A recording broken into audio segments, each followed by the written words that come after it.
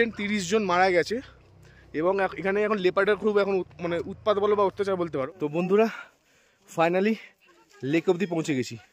এখানকার স্টাফেদের এত বাজে এত ফালতু ব্যবহার না তুমি আশা করবে না।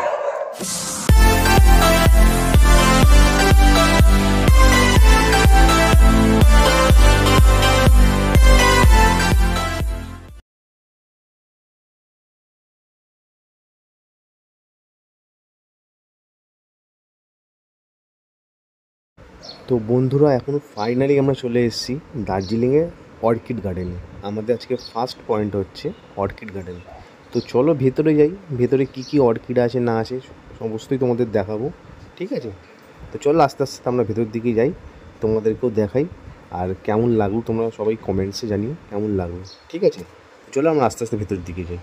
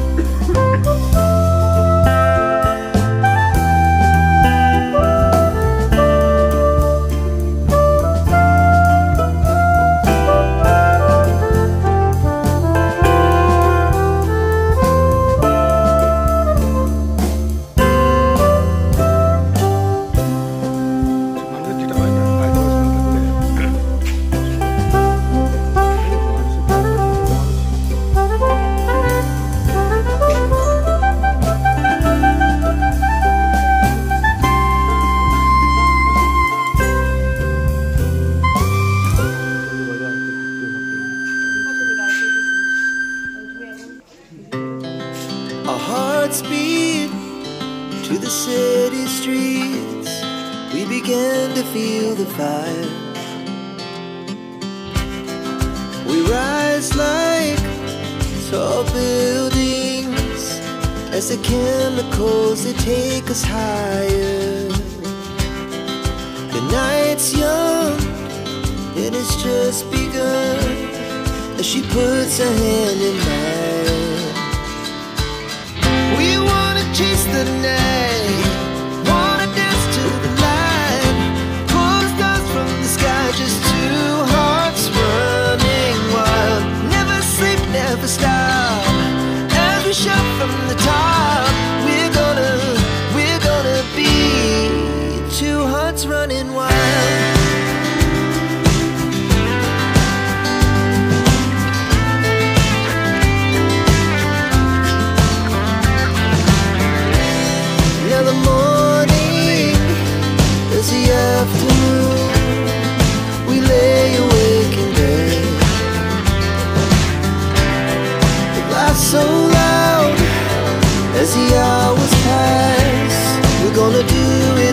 again. We wanna chase the night, wanna dance to the light, pull the stars from the sky, just two hearts running wild. Never sleep, never stop, as we shout from the top. We're gonna be. We're gonna be two hearts running wild.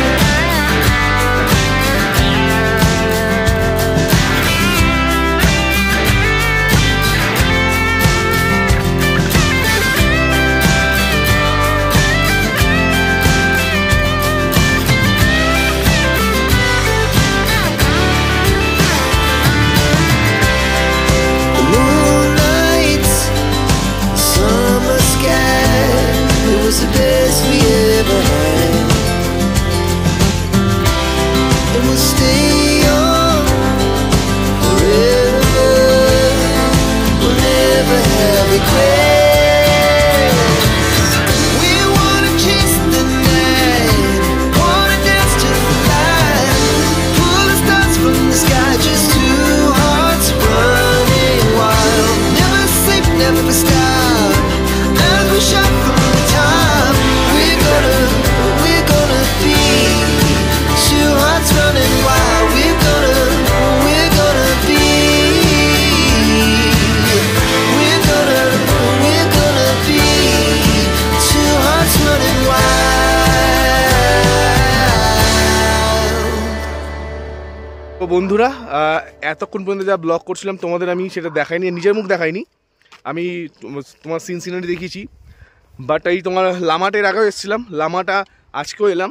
এখন প্রায় বাজে হচ্ছে 4টে বাজে। তো ticket কাউন্টারে যখন ticket কাটতে গেলাম, তখন টিকিট কাউন্টার থেকে বললো যে উপরে একটা বর্ডার মতো করা আছে, ওর ওপর অবধি যাবেন না, কারণ রিসেন্ট 30 জন মারা গেছে এবং এখানে এখন লেপার্ডের খুব এখন মানে উৎপাত বলো বা অত্যাচার বলতে পারো। এর আগের বছর যখন এসলাম তখন এগুলো ছিল না।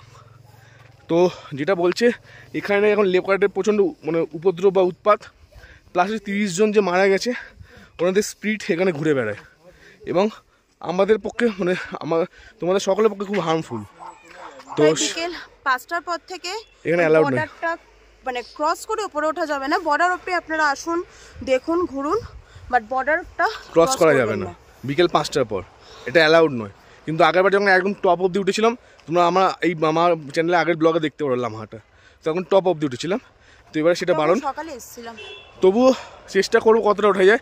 5টার মধ্যে বলেছে বেরিয়ে যেতে, তো 4টে বাজে, আধ ঘন্টা তো উপরে উঠতেই পারি, আর নামতে তো আধ ঘন্টা সময় লাগবে না, তার কমেই নেমে যাবো। তো চলো একটা অ্যাডভেঞ্চারও হবে, দেখা যাক। তবে বেশি অ্যাডভেঞ্চার করবো না যাতে কোনো কিছু ঝুঁকি হয়, বাট তবুও চলো চলো।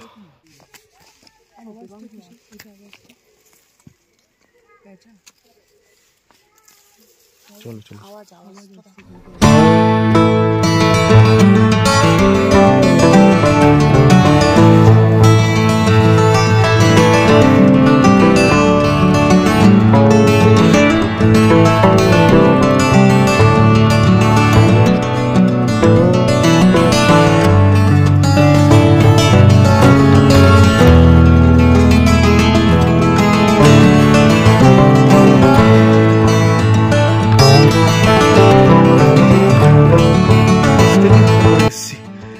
রিস্ক নিয়ে বলতে পারো, কিছুটা কৌতূহল নিয়ে বলতে পারো, এসছি, দেখা যাক কি হয়।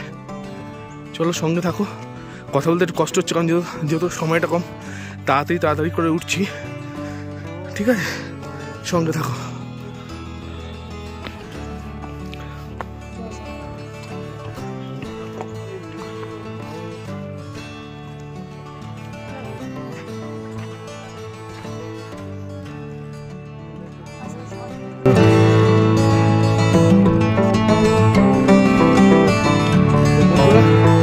ফাইনালি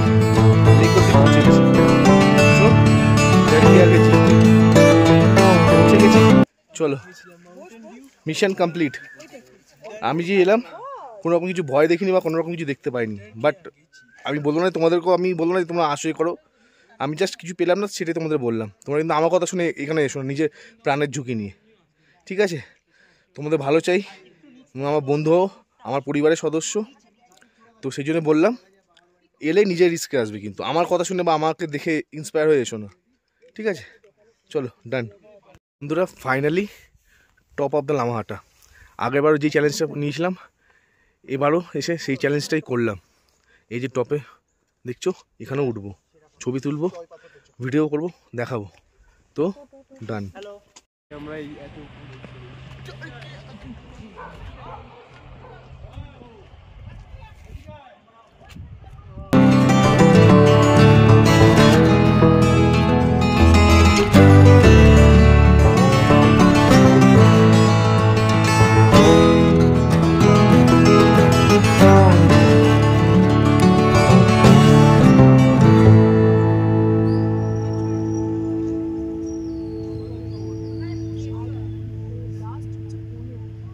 কিন্তু এটা আগের বার টাঙানো ছিল।